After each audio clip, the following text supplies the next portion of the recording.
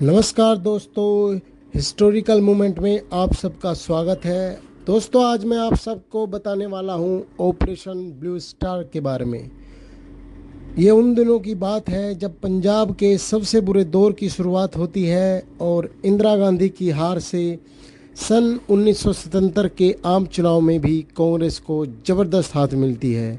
इस हार के साथ पंजाब विधानसभा चुनाव के बाद कांग्रेस की वहां से भी छुट्टी हो जाती है। पंजाब में प्रकाश सिंह बादल के नेतृत्व में अकाली दल की सरकार बनी और फिर कांग्रेस ने एक ऐसे आदमी का सहारा लिया जिसने पंजाब तो क्या पूरे भारत को उथल पुथल कर दिया। नाम था जनरल सिंह भिंडरावाले। राजनीति में उसके दखल के पीछे थे राजनीति में उसके दखल के पीछे ज्ञानी जैल सिंह और संजय सिंह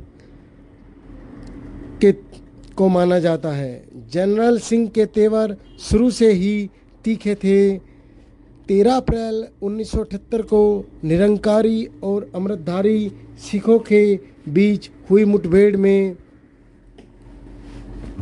लगभग 13 अमृतधारी सिख मारे गए। 1980 के चुनाव में इस घटना के बाद से ही इंदिरा गांधी की ज़बरदस्त वापसी हुई और लोकसभा की 529 सीटों में से कांग्रेस को 351 सीटें मिली। उसके बाद ज्ञानी जैल सिंह को इंदिरा गांधी ने देश का गृह मंत्री नियुक्त किया और उसके बाद पंजाब की राजनीति में बहुत बड़ा बदलाव देखने को मिला। राजनीतिक इतिहासकारों की माने तो अकाली दल हारने के बावजूद अपने पुराने एजेंडे के साथ विरोध प्रदर्शित करता रहा और इसके साथ ही लगातार तनावपूर्ण माहौल होता जा रहा था। इसी बीच 9 सितंबर 1981 को लाला जगत सिंह नारायण की हत्या कर दी गई। आरोप भिंडरावाले पर लगाया गया। 4 दिन बाद पंजाब सरकार ने भिंडरावाले के खिलाफ गिरफ्तारी वारंट जारी कर दिया, परंतु उसके 7 दिन बाद ही भिंडरावाले को गिरफ्तार कर लिया गया। इतिहासकारों की माने तो इंदिरा गांधी के हस्तक्षेप से ही वो बेल पर जेल से बाहर आ गई। दोस्तों, उसके बाद पंजाब में हिंसा का दौर शुरू हुआ और उस समय के डीआईजी की हत्या कर दी गई। उस समय पंजाब सीएम दरबार सिंह ऐसे व्यक्ति थे जो भिंडरावाला के खिलाफ सख्त कदम उठाने की हिम्मत रखते थे। पंजाब में हालात लगातार बिगड़ते जा रहे थे और हालात काबू में करने के लिए इंदिरा ने बड़ा राजनीतिक फैसला किया। जी हाँ दोस्तों, इंदिरा गांधी ने गृह मंत्री ज्ञानी सिंह को राष्ट्रपति बनाने का फैसला किया।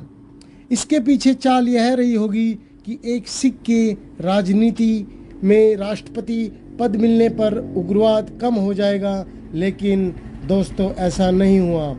इसी बीच 5 अक्टूबर 1983 एक बस में कुछ हिंदुओं को अलग करके उनकी गोली मारकर हत्या कर दी गई। इस घटना के अगले ही दिन इंदिरा ने दरबारा सरकार को हटा दिया और इसके साथ पंजाब में राष्ट्रपति शासन की शुरुआत हुई। दोस्तों, इतिहास में इसे इंदिरा की सबसे भारी गलती भी माना जाता है। और इसी बीच भिंडरावाला ने हथियारों के साथ स्वर्ण मंदिर के अकाल तख्त पर कब्जा कर लिया और इसका सबसे बड़ा विरोध स्वर्ण मंदिर के प्रमुख ग्रंथी कृपाल सिंह ने किया। इसी बीच इंदिरा ने अकाली दल के प्रमुख से बात की और भिंडरावाले को शर्त के अनुसार बातचीत करने को कहा। और इसी बीच हिंदू एवं सिखों के बीच का तनाव पूरे देश में होने लगा।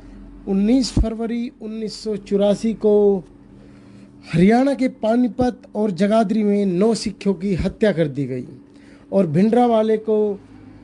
भिंडरावाले की यह सोच हो गई कि दंगा होने के बाद हिंदू पंजाब छोड़कर चले जाएंगे और देश भर में फैले सिख पंजाब वापस आकर रहने लगेंगे। इंदिरा को कोई बड़ा फैसला करना ही था। दोस्तों, उस समय 1 जून 1984 को पंजाब में सेना का चारों दिशाओं में फैलने का आदेश दिया गया और 1984 को पंजाब को सेना के हवाले कर दिया गया और सेना तोपों के साथ स्वर्ण मंदिर की ओर कूच करने चल पड़ी। इसी बीच भिंडरावाले ने कहा, अगर सेना स्वर्ण मंदिर में दाखिल नहीं है हो सकती और अगर हुई तो ज़बरदस्त दंगा लड़ाई देखने को मिलेगी। इसी बीच दोनों के बीच गोलाबारी शुरू हुई और रात भर गोलाबारी चली। इसके बाद दोस्तों अकाल तख्त को भी नुकसान हुआ और इसके बाद 7 जून को भिंडरेवाला की लाश मिली और ऑपरेशन ब्लू खत्म हुआ। ब्लू स्टार ऑपरेशन में 83 सैनिक शहीद हो गए।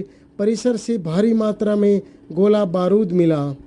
ऑपरेशन ब्लू स्टार एक इंदिरा का ऐसा ऑपरेशन था जिसकी भनक राष्ट्रपति ज्ञानी सिंह को भी नहीं दी गई थी, जिसका उन्होंने बाद में विरोध किया गया था।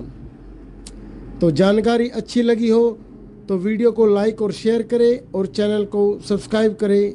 जय श्री राम।